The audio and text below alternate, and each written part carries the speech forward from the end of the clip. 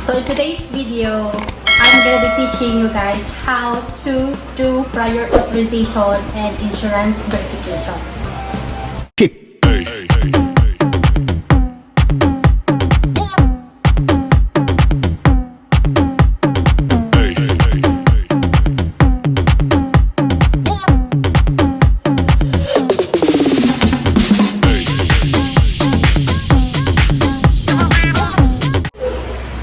Health insurance verification, as by Google definition, is all about the process of checking a patient's active coverage with the insurance company and verifying the eligibility of his or her insurance claims.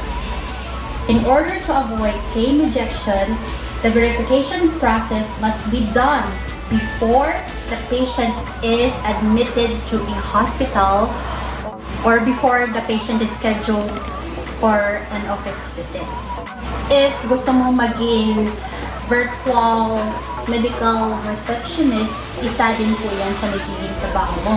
Ang pag-verify ng insurance ng pasyente bago mo siya ma-schedule for an office visit. So yung important details na dapat mong i-prepare before doing insurance verification is yung name of the clinic, the name of the rendering physician, the NPI ng physician, mag-google mo lang po to, and yung sometimes tax ID ng physician if walang NPI, and yung direct phone number and fax number ng office and physical address ng office ng client mo. Aside from those clinic details is yung details syempre ng pasyente. Complete name ng pasyente, date of birth, and the insurance ID number. And after making the call, dapat mo din ask yung reference number. May iba na yung insurance verification, tinatawag nila. May ibang insurance din na may direct website sila for providers. Pwede mo na ma-search agad and mag-verify agad yung insurance ng pasyente gamit ng direct website nila. Mas madali yun at mas makasave ng time. Next is prior authorization.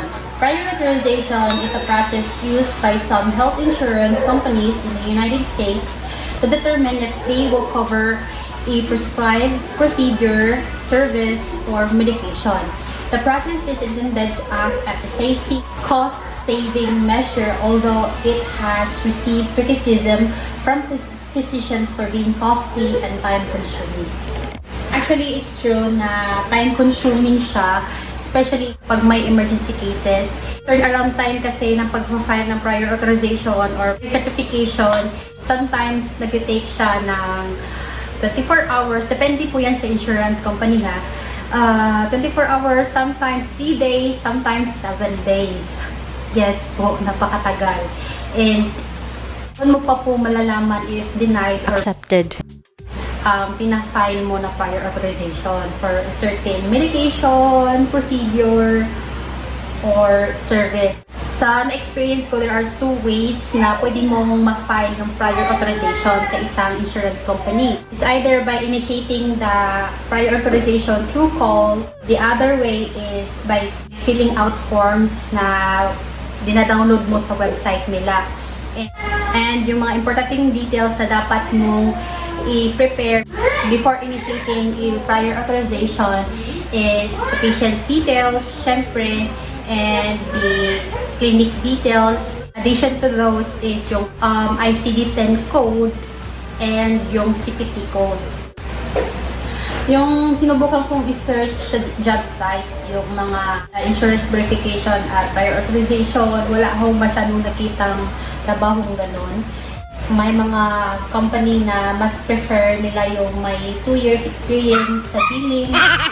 I tried visiting the job sites na alam ko like Upwork, Online PH, Indeed, Freelancer.ph.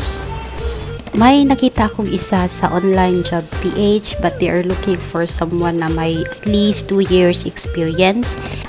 May dalawa din po akong nakita sa Upwork but they're also looking for someone na may experience in doing insurance verification. I know that this job is not that in demand like others. If may mahanap ka and beginner ka pa lang sa ganitong setup, feel free to ask people.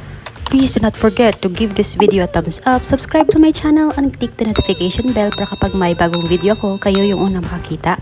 And also, please follow all my social media accounts, or you can also comment below, take a screenshot, and share it on your Instagram story, and tag me. Thank you so much for watching my video, and see you on my next video. Bye, sweetlings. Take care.